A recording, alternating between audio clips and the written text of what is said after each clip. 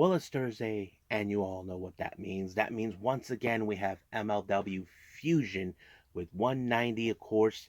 We're so excited for this one. This one features, of course, a contract signing for the MLW World Heavyweight title match that takes place at Fightland between Jacob Fatu as the challenger and the champion Alex Kane. But however, they got to deal with one more pain in the ass, and that is, of course, the guy who claims that he is the true savior of MLW, Matt Cardona. But of course, it became a holy war between three sides of the coin. And of course, we feature, of course, Impact Wrestling. As you know, they just recently got back from their UK tour, but a lot of things taking place. This main event features, of course, Alex Shelley defending his Impact Wrestling World title against Jonathan Gresham, which originally was supposed to be a non-title match, but Shelley decided, why not make it a title match? And finally, Ring of Honor, we feature a lot of good matches taking place. Of course, the long-awaited World Heavyweight title between Eddie Kingston defending it against Angelico.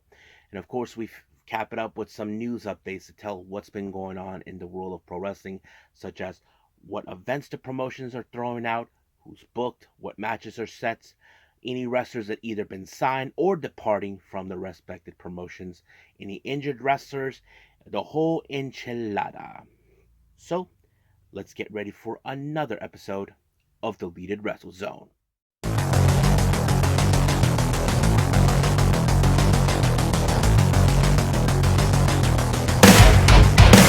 you ready? Get up, get up! Get up, get up! Get up, get up! Get up, get up! Get up, get up! Get up, get up!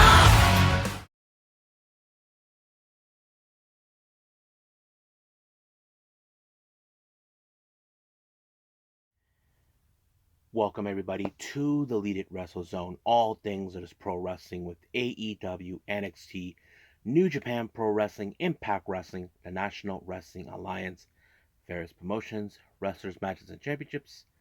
I am your host, J-Rod here. So, if you are new to the channel, welcome. This is a channel where we do a lot of reviews from various wrestling promotions, not only here in the United States, but also in Japan, Mexico, Canada, Europe, the UK, anywhere in the world where wrestling is not as big, but it continues to grow. We also do some discussion videos talking about various topics such as the wrestlers themselves, the factions or units, the promotions, whatever we want to talk about. We also do more news updates and also various other things. So if you like what you see, please subscribe to us. So click on that subscribe button. You'll be getting a lot of daily reviews and other cool things that are featuring on this channel. Also, if you like this episode, please give us a like on the like button or leave us a nice comment down below. Now let's begin with our very first review from Major League Wrestling MLW with Fusion 190.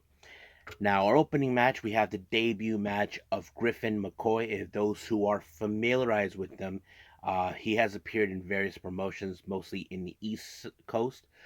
He has appeared as a member of Young, Dumb, and Broke, which is the group with Jordan Oliver and all this. He even challenged Jordan Oliver for the JCW title, but now he makes his debut taking on, of course, the Sauce, Tracy Williams. Now, I can tell that in this match, there's going to be a little bit more of the technical aspects with Tracy Williams.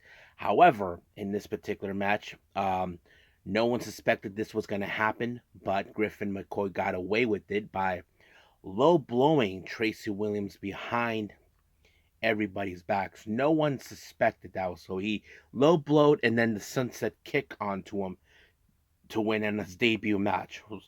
So it shows that he's another scumbag. So that's how it's going to be with that whole thing. Now, after what happened last week at last week's MLW Fusion, we saw that Jacob Fatu decided to steal the brand new BMW that Mr. Saint Laurent MLS bought for Cardona. So he's asking for receipts. But of course, Jacob Fatu, he's not going to give a damn about it. But that's what Saint Laurent is asking. But we'll see about that.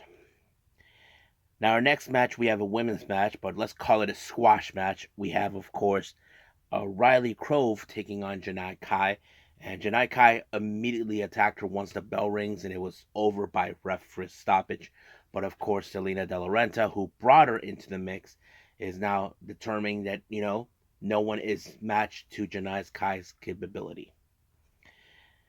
Now, during an interview, apparently, RSP, as you know, he still has sort of his issues towards Second Gear Crew, but later became another holy war with the Second Gear Crew, so that kind of sets it up. But we'll see. Now, Sam Latona actually had an interview with Rocky Romero. Apparently, he feels that Ichiban, after him challenging for the title, he was nowhere near his caliber. But however, he is determining to face the person they named them, which is Mascara Dorada. So that's going to be interesting. Not the Mascara Dorada we're talking about, known as Metilic. There's another Mascara Dorada. This is something that we have seen many years in Mexico. I'll explain sometime about that on a discussion video on certain aspects of wrestling culture about that. So our next match, we do get a little video message from Tom Lawler. As you know, he is now a member of Saint Laurent's group known as the World Titan Federation, WTF. They unveiled a brand new logo. So Tom Lawler has issues towards the Bumaye Fight Club. They claim that they are what they are, but he's determined to destroy them all. So we'll see what that goes. Now, speaking of Bumaye Fight Club, two of its members, Mr. Thomas and O'Shea Edwards, they face off one of the newest attractions in MLW. We're talking about the main event featuring the ringmaster Midas Black and Jay Lyons. This match ended, of course, with Mr. Thomas applying a power bomb on Midas Black, and it was over. Now, during the backstage area, of course, Second Gear Crew consisted of Manders and Mance Warner are setting up a plan to deal with, of course, the Calling, and then the Calling attacked them out of nowhere. Now, Court Bauer, the president and founder of MLW, decided to set up a contract signing between both Fatu and Kane. However, Matt Cardona shows up and decided to stir the pot. As you know, this has become a power struggle. Whoever obtains the MLW World title controls it. So that's always been the case. Matt Cardona is not going to tolerate the fact that Kane is not worthy to be the savior of the company. Kane, who has proven time and time again that he earned his title, but we'll see what happens at Fightland between those two. But Cardona will face whoever comes out of it at one shot. So I think that's pretty much it right now with MLW. I believe it's time to move on with our next review, Impact Wrestling.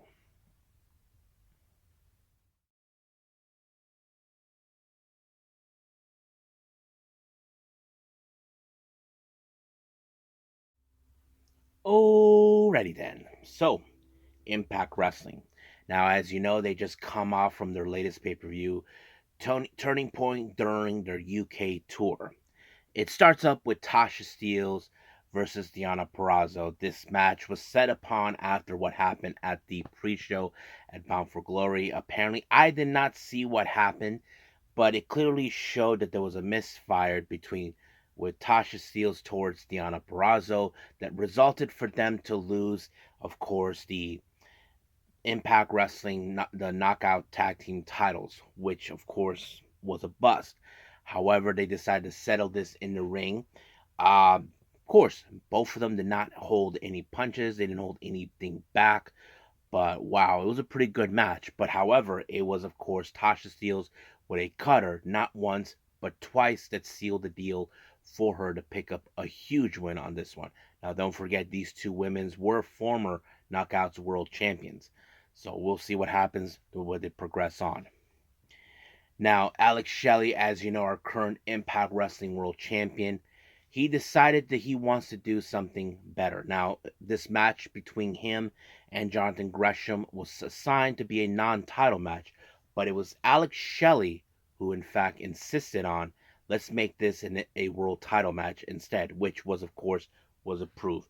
Now, Gresham for a long time has been complaining about rule breaking, so he decided to do things himself as well. However, in a later interview, he was happy about it, and he now is confident in declaring that he will walk out as the Impact Wrestling World Champion. Now, our current Impact Wrestling World Tag Team Champions, ABC, of course, they're happy, and of course, they cannot wait to get brand new tag team titles. As you know, because of the surprise announcement that took place in Bound for Glory with TNA returning, that says it all. However, Santino is willing to give them the competition to do it, but apparently, a couple of knuckleheads who were looking for Santino, I'm talking about Kenny King, who's been complaining like a little girl about getting back the digital media title that he lost. However, Santino addressed them, saying right now he's dealing with Crazy Steve, but he decided to put both King and his protege Sheldon Jean to face the ABC. So even though King did not agree to it, but he needs to wake up and smell the coffee knowing that he was given an opportunity, but we'll see about that. Now, our match is the Impact World Digital Media, the Impact Digital Media title, Crazy Steve versus the champion Tommy Dreamer. Now, this has become personal in this particular match, as you know. Crazy Steve won the Feast or Fire match, where it contained a title shot for the Impact Digital Media title.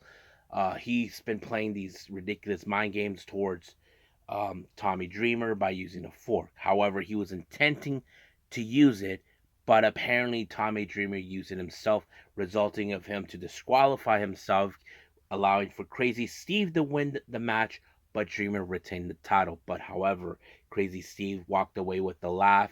I don't know exactly what it is, but I felt like he was hoping that, of course, Tommy Dreamer does the unthinkable, where he just stabs him with the fork. That's my presumptions on that. Now, our next match, we have Brian Myers versus Joe Hendry. Now, if you guys remember a while back when Mark Cardona was in Impact Wrestling, Joe Hendry called both Myers and Cardona Edge's bitch. But he did tell them, well, we don't have to call you that anymore. And they're like, thank you. Now it's Adam's bitch. If you guys don't remember or don't know what I'm talking about. Um, as you know, Adam Copeland, who goes by the name Edge, goes by his name now. So basically, they don't need to call him that by name. So I thought it was real funny. But however, this is a match between both Myers and Hendry. If you guys remember clearly, not too long ago, Hendry actually defeated Myers for the digital media title. Myers was unable to reclaim it, but this time he gets a little payback. However, he decided to kind of like gouge the eyes of Hendry and then applied the roster cut onto him and then pick up the win.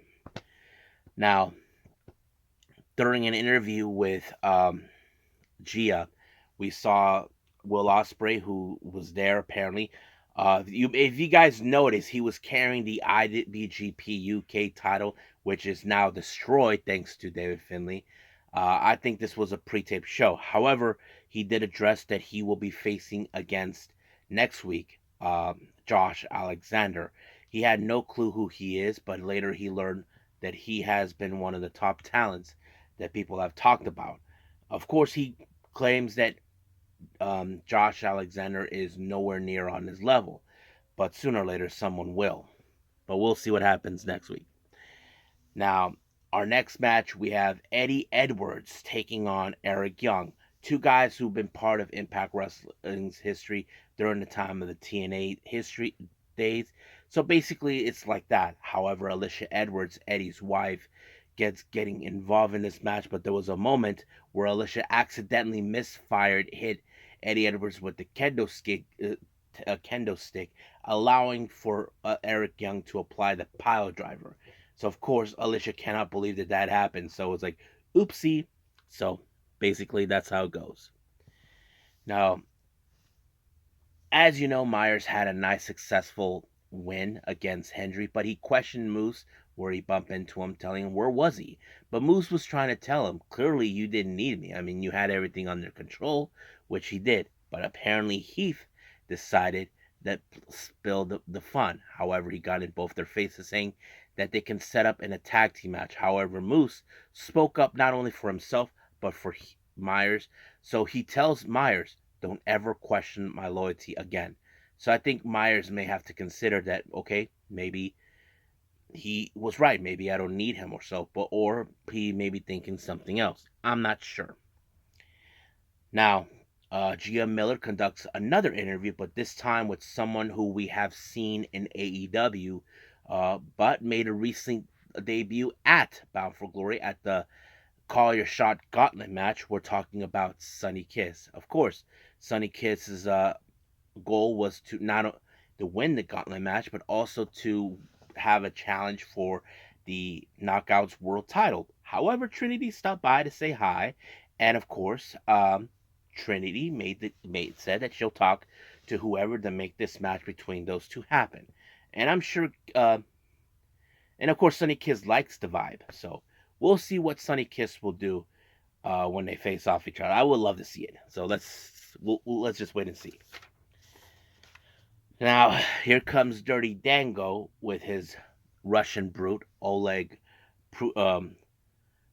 Prudis. Apparently, they face off against guys like Nick Diamond and Storm Grayson. Now, at the start of the match, Dango went to the commentary booth, leaving Oleg to do all the dirty work. So he just been lazy.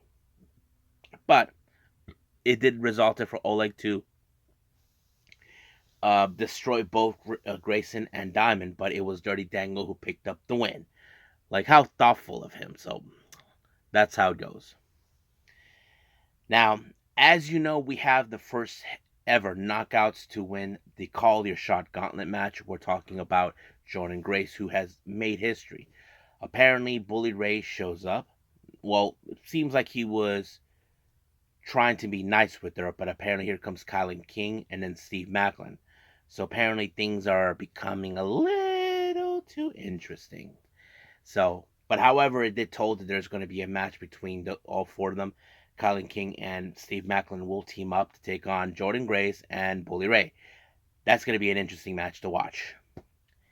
Now, as the Rascals, as you know, with the loss of the tag team titles, apparently they decided to make another configuration, adding a third member. Now, if you guys remember, the Rascals that we remember for a couple of years ago, it was not only Trey Miguel and Zachary Wentz, but also Dez. As you know, Dez is currently known as Wesley in WWE. Now they brought in someone that they know. They called in their pal, who's also who also is known as a rascal, with Trey Miguel known as the Little Rascals, but now he's a full blown rascal. We're talking about Myron Reed, the young goat. So that's gonna be interesting to see with now the Rascals in full force. So I wouldn't be surprised if two of them just go after the tag titles. That's something that I know for a fact that could happen. And one could either go get the X Division or the World title, whatever comes in. Now, our main event features the Impact World title, Jonathan Gresham and Alex Shelley. Now, the obvious thing is now, apparently, we did witness how Jonathan Gresham has stooped up to the level of people who break the rules.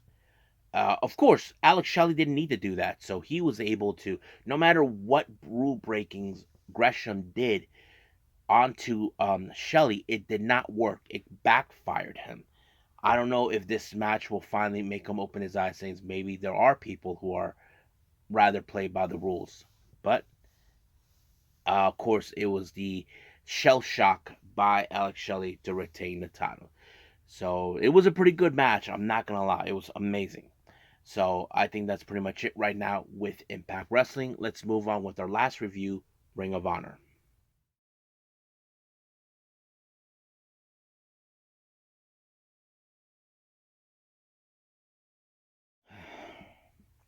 Okay, Ring of Honor. Now, Just to get this one out of the way, as you know, what happened on AEW this past Wednesday with Samoa Joe vacating the Ring of Honor World Television title. Now, it was, of course, showed like later on in the entire Honor Club episode that they will make a Tony Khan will address what's going to happen with the Ring of Honor World Television title. I wouldn't be surprised if there's going to be a tournament to crown a brand new champion. That's something I know it could happen. So we'll see what takes place. Now, uh, it starts out with an emergency meme, of course, with Athena. Of course, Athena, as you know, retained. Well, this was from last week.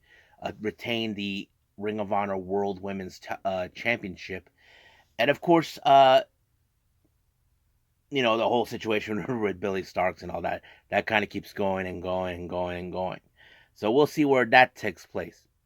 Now, it opened up with Tony Nese along with that Weasel, Mark Sterling, and all this taking on Serpentico. Now, it appears that Nese had everything under control, but however, Ethan Page, who hasn't forgotten what Nese did to him, costing him his undefeated streak, decided to play a little mind games by dressing up in his workout clothes, but this distraction allowed for Serpentico to pin him with the roll up and win the match. And of course, Tony Nese and that Weasel Sterling, in fact, are livid with the whole thing. But I think it was pretty funny. I mean, I'm sure they didn't think this was going to happen. Tony Nese told him he was done. Well, Ethan Page is not done. So I'm sure he's going to make his life a living hell for everything that he did. Now, our next interview, of course, with Lexi. She interviews Darius Martin and Action Andretti, who have become a much stable tag team. However, they will be involved in an eight-man tag match where they face the Wingmen, Meneth, and Avalon, where they pair up with, of course, Shane Taylor Promotions. But apparently they, of course, they address saying you got to Shane Taylor Promotions saying you guys act like you're soldiers, but in reality, we will be the ones teaming up with a pair of soldiers. And of course, we're talking about the infantry. If you guys remember or not, the infantry, Carly Bravo served in the United States Army. And of course, Sean Dean served in the United States Navy. So that kind of sets it up. I feel like both set of teams, Andretti and Martin, along with infantry, will get along just great. Now, we have our proving ground match for the ROH Women's World Title. We have Athena versus Heidi Howitzer. This was a very strong match, but however, of course, Athena with a KO to forearm onto Heidi, it ended like that, and he would go again with the post match with Athena taking out those. And of course, this time Billy didn't do a thing, so just let it happen. Now, our next match, we have Kyle Fletcher taking on Lee Johnson. Now, Kyle Fletcher showed much of like this respectful side, but throughout the entire match, we did see in the backside Shane Taylor Promotions, consistent of Shane Taylor and Lee Moriarty, watching the match. They're trying to determine to tell Lee Johnson, hey Johnson, join us. You know they were right. However, Johnson did show a lot of promising, but however, it was of course a hammerlock pile driver by Fletcher that sealed the deal. So the obvious question does tell: will we see Lee Johnson side with Shane Taylor Promotions? Well, we'll see what happens until then. Now, our next match we have, of course, Layla Hirsch taking on Charlotte Renegade. Of course, as any other match, her twin sister will get involved at some point, which it did. However, of course, Rachel Elden gave the helping hand, but it was Layla who, in fact, put Charlotte into an armbar, taking on the match. However, of course, that will not be the end of it. Now, another meme meeting with Athena. Apparently, Athena was not happy with Lexi Neer for taking selfies with Will Nightingale and all that. So that kind of went into a direction. But of course, Athena addressed Billy, telling her she needs to show her aggressive sides against Rachel Ellering, which is kind of interesting to see. Now, our next match, we have the Iron Savages, Bronson and Boulder, taking on the Baby Boys, Griff Garrison and Cole Carter. Now, a new attitude has shown with Griff Garrison. He decided to cut corners in order to win, but that wasn't enough because apparently there was a big splash by Bronson onto Cole Carter to pick up the win. Next up, we have Billy Starks versus Rachel Ellering. Pretty good match, for Billy Starks to take on someone who's a bit more bigger of size, but it was Billy Starks with the Swanton Bomb who actually picked up the win. Now, post match, you did see a 2-on-1 scenario, but Layla shows up to help her out. Of course, during an interview with Rachel, she thanked Layla for what happened, but it appears that Maria seems that, okay, you are teaming with Rachel Ellering, but I think that story is now, okay, Layla wants to join Maria because she felt, okay, you were right, but it seems that Maria has changed mind. But Rachel only helped her because, she had no one at the point. She thought maybe she needed someone to give her a helping hand, but Rachel's like kind of questioning her. Do you think Maria really wants you now since you shut down, the first time? Well, we'll see what happens until then. Next up, we have Josh Woods taking on SK Bishop. That match ended with a German suplex. So you can say it's like a bit of a squash match, but that was it. Next up, we have the Infantry with Darius Martin and Alex Andretti taking on the Wingmen and Shane Taylor Promotions. Now, you probably ask yourself, how will these two teams coexist? Well, I can tell you that Avalon accidentally punched Shane Taylor. There was a bit of dissension between the Wingmen and Shane Taylor Promotions, but of course, when all this, Moriarty said, peace. So he just walked out, became a 2-on-4 scenario, but it ended with, of course, the boot camp onto Avalon, allowing for Infantry, Martin, and of course, Andretti to pick up the win. Now, our next match, we have Gravity taking on Dralistico. I thought this match was pretty well. I mean, these two guys are younger brothers to two former ROH World Champions. I mean, Dralistico is the brother of Roosh. Gravity is the brother of Bandito. So I thought it was a pretty good match. Pretty amazing high spots. But in the end, it was, of course, a corkscrew destroyer by Dralistico to pick up the win. Now, our main event is the ROH World title. We have Angelico taking on Eddie Kingston. I thought this match was really, really good because, of course, Eddie Kingston, he has the bit of the King Road style. It took back fist to take him out, but, of course, Kawada, that Eddie Kingston had learned from, studied, always tell him to go for the power bomb or the Northern Light bomb. So he decided to save that for last in order to put away Angelico, and then of course the code of honor has been established. However, as you know, Eddie Kingston has a pain in the butt to deal with, which is Jay Lethal, but apparently another one just reared its ugly head, and of course it's Dalton Castle. Don't forget, if you guys know, Dalton Castle is a former Ring of Honor World Champion. However, I don't know if he has the same idea as Jay Lethal, who is the world champion. I don't know, but we'll see what happens till then. Until something is signed, I wouldn't be surprised if the match between Eddie Kingston and Jay Lethal will happen at Final Battle. That's something I'm sure we will see. But let's just wait and see. But for now, I think we're done with Ring of Honor. Let's move on with our last and final thing, news updates.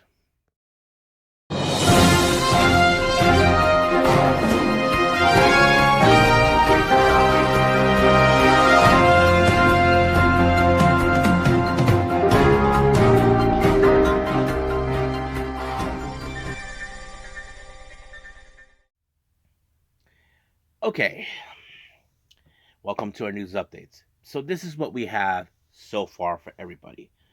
Now, I wanted to get this one out for a while. I did not know when I was thinking, but I decided let's do it. Now, if you guys remember Flip Gordon, if you guys don't remember him at all, Flip Gordon was that one wrestler that showed up at being the Elite many times. He was that one guy that the Elite picked on throughout the entirety of their YouTube show. Um, Recently, something has happened with Flip Gordon. Now, recently he got married to Barbie, who it was the ex-wife of Puma King. They just recently got married. And recently, but also later on, not too long ago, Flip Gordon announced that he will no longer be taking any independent bookings. Now, I don't know what that meant. That still meant no clear. However, another post came in about a few days ago with Flip where he is selling his wrestling gear. He posted this on his Instagram page, mostly on the storylines, on the story side. It's still no indication what's going on. Is he hanging the boots? He never said anything. He just kept this all quiet. I'm not sure what's going on. I'm just presuming at the moment that he's probably taking an indefinite hiatus to, maybe enjoyed married life or so. I'm not sure. That is still unclear yet because he hasn't said anything. It's well, you can say it's total radio silence with Flip, but how to say he hasn't given the initial assumption why, what's going on there. So we'll see what happens. Now, Prestige Wrestling has announced for the Roseland 7 show on the 5th of January, Rey Fenix and Samurai del Sol, formerly known as Kalisto, will be facing off for the first time ever. So it's going to be a great match right there to enjoy. Ladies Night Out, was it 13 that takes place later on this month on the 26th. We're going to have Zaya Brookside taking on Masha Slimers. I have to say, if I'm Zaya Brookside, good luck. Next up, we do have the GCW going show on the 17th of November for this month. Joey Janela will be in action to take on Speedball Mike Bailey. So that's going to be a very interesting match to enjoy. Now, finally, Tokyo Show Pro Wrestling and Prestige Wrestling has announced for their Combat Princess show that takes place in December on the 14th. Janai Kai will be participating in that show. So we still got more wrestlers to come, but we haven't heard anything about what the matches are going to be. So we'll find out soon enough. And I think that's pretty much it. So let's just call it a day. Well, I hope everybody enjoys this episode. Coming up, as you know, we have AEW Rampage and NXT Level Up. But I just realized recently I missed a Choco Pro show, which is 338. But soon there'll be 339. But I don't know when if I'll be doing both of them at the same time. But we also got the New Japan Lone Star show in Garland, Texas. This one features, of course, the New Japan Strong Openweight Championship. Satoshi Kojima as the challenger, taking on Eddie Kingston. Mayu Iwatani defends the IWGP Women's Championship against Stephanie Valkyrie. But we'll see what happens. But until then, I will see you guys on the next DWZ time. Same DWZ channel. I must bid all of you adieu. So, goodbye. Mwah, and have a nice day. Bang.